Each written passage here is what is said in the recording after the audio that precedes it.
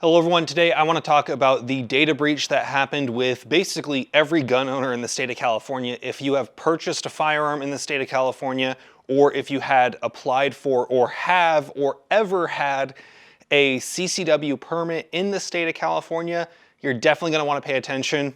You might notice that I actually did say if you ever purchased a firearm at all or had a registered firearm in this state, you're also going to want to pay attention because a lot of people might not have realized that when the California Department of Justice doxed the gun owners in this state, they did not just give out the addresses of CCW holders, they also gave out personal information as well as the ability to go through and look and kind of cross-reference some information and guns that people owned.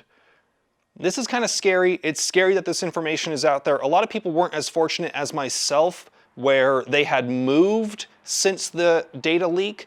You know, I'm very fortunate. My old addresses are out there. Great, that's awesome. I'm so glad that people have more of my personal identifying information. If I had a nickel for every time the California Department of Justice has doxed me and my personal information, I'd have 2 nickels. It's not a lot of nickels, but it is kind of weird that it's happened twice. Today, we're going to be talking about what you can do to get back at the California Department of Justice for leaking your information. You're going to want to take action on this because it will potentially give you a higher likelihood of success when or if it comes time to you sue the California Department of Justice. Before we get going though, I do want to say thank you to one of the sponsors of this channel, Franklin Armory. They've been a longtime supporter of me. They were actually the first company to send me a firearm. They sent me the CA11.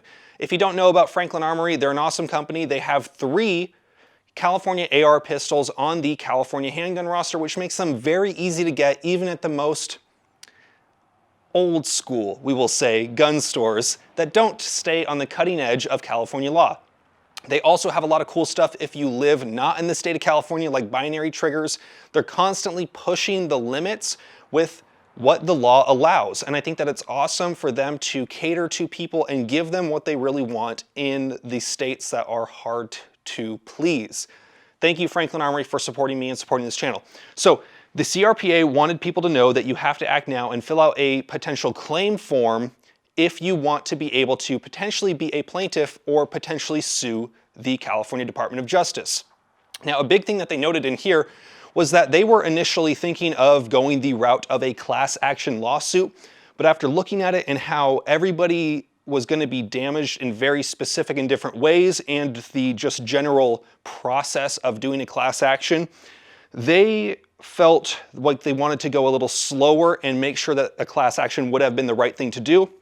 However, a unnamed in here organization actually did file a class action lawsuit very quickly. They basically just jumped in, filed a lawsuit, and it seems as if now, as if that same group is no longer pursuing that, which kind of put the CRPA in a bad position because the CRPA saw that another advocacy, Second Amendment advocacy group was doing some footwork, and they said, okay, we could focus on this from a different angle. The pressure is no longer on us, and now it seems that that group has bailed out. That group definitely got a lot of good publicity at first, I'm sure, starting this, but if they're not going to follow through with it, what good is that?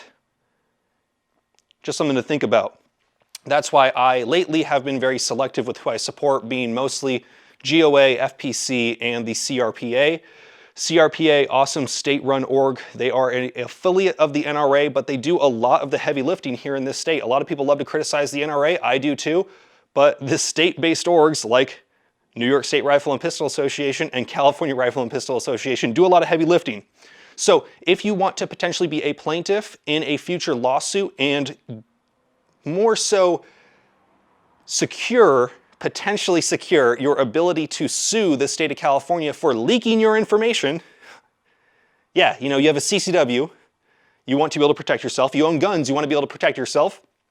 The last thing you think is going to happen is the California Department of Justice putting out a list of gun owners' names and addresses. I don't know. Seems like that kind of goes against this whole I want to be able to protect myself thing. So if you want to take action on that, the CRPA has a link which I'm going to leave in the description down below. Going to be the first link. Should be impossible for you to miss. It's gonna have some information as far as what to fill out, why you wanna fill this out. You're gonna wanna do this soon. I believe the date that they said to do it before was sometime in early December, before December 20th.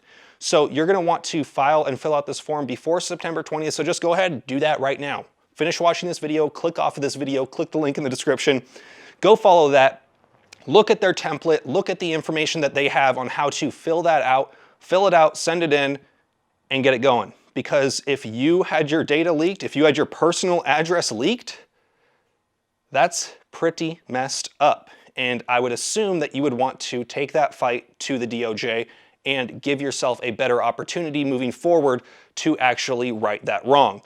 You guys know the drill. Have fun, be safe, stay dangerous. Peace.